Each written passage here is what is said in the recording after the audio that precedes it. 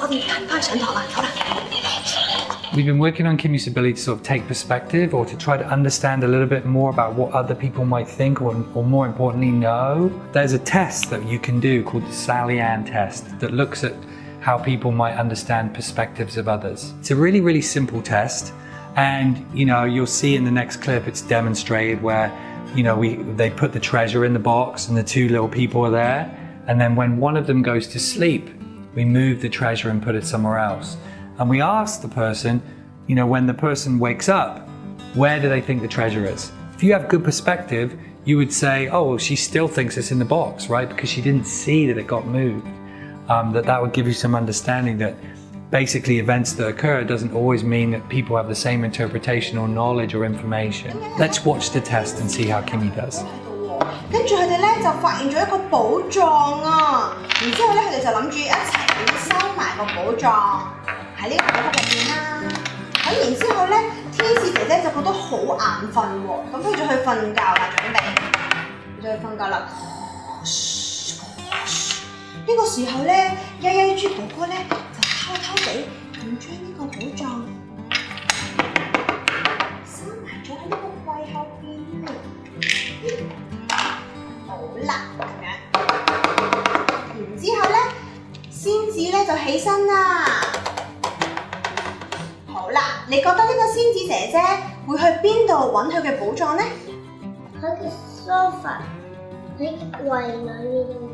喺個櫃裏面度揾啊？點解嘅？喺呢度揾就揾唔到，喺 sofa 後面又揾唔到，喺櫃後面先揾到。喺櫃後邊先至揾到，係咪啊？ So you see, he doesn't really take into account those variables of what really is, happened, right? He's just thinking, all right, it's there. Because I think it's in the box, everybody else should also think it's there too. So we began a program, and the first phase of the program was really to help him understand how do we acquire information as people. And there's a few ways we do that. Some of that is through touch. We might feel something and get information. We obviously observe events all the time. This is a major way of we get information. We may hear things, or we may smell something. These are all the way that our senses interpret the world around us and give us information and knowledge. So you'll see here in the first phase, we're trying to teach him about the different senses and what information you can get. 我買咗禮物俾你啊！你識唔識數入去睇下？我就喺度啊！我聽到啲聲啊！你估係咩嚟㗎？狗，你點知㗎？ 一摸到咯，我摸到係咁咯，因為我聽到係啲聲咯。係啊，你摸到係咪啊？同埋又聽到啲聲，我睇下係咪真係先。哎呀，你睇下，哎呀！啲牛粉係好似浸水咁啊！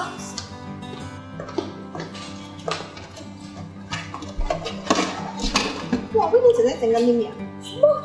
你點知嘅？因為我聞到佢睇到。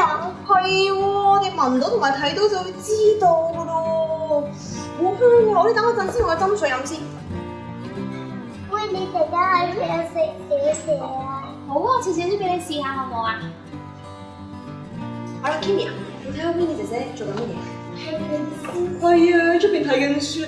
不如咁啦，一陣間咧 ，Winnie 姐姐入嚟嘅時候咧，我哋將佢個電話收埋，好冇？ 整蠱佢先，你想收埋喺邊度？嗰個啊，嗰個櫃入邊啊？嗰個櫃。好啊，我哋一陣就收埋喺個櫃入邊啦。咁我問下你先喎，你估下 Winnie 姐姐知唔知道我哋會將佢個電話收埋櫃入邊啊？唔知道。點解會唔知道啊？因為喺個門嘅出面咯，所以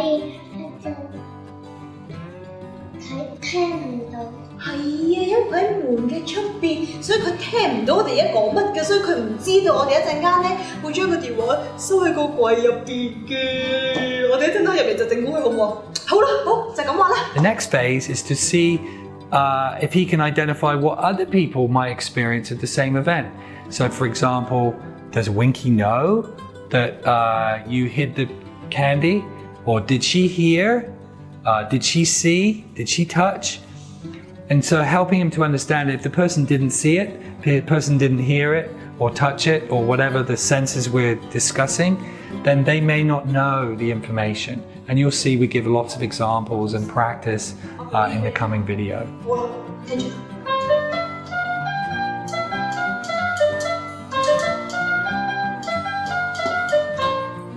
好唔好聽？我想問下你，你估下呢間房入邊仲有邊個都知道我識彈琴？點解 Winnie 姐姐會知道咧？因為佢睇到我哋彈緊琴，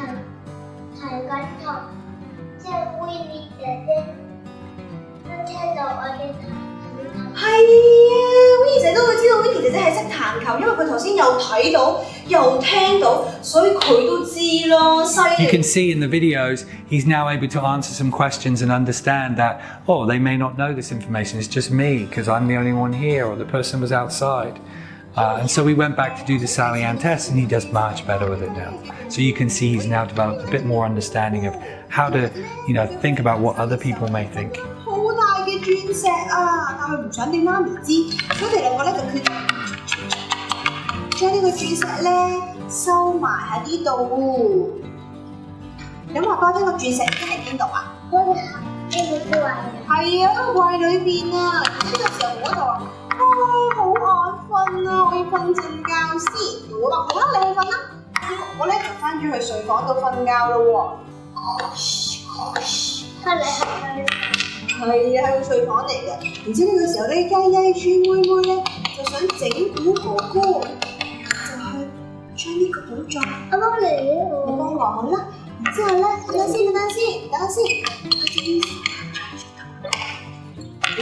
收咗。而家個寶藏喺邊度啊？喺台底啊。係啊，由呢個廚房櫃桶去咗呢個櫃入邊啊。好啦，咁呢個時候咧，哥哥就起身啦。哥哥起身啦。好啦，我想問下你，你覺得哥哥會去邊度揾翻鑽石咧？喺呢度揾翻個鑽石。係啊，點解佢會喺呢度揾個鑽石嘅？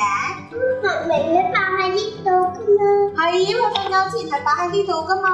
好啦，咁你幫我扮哥哥，你去揾啦。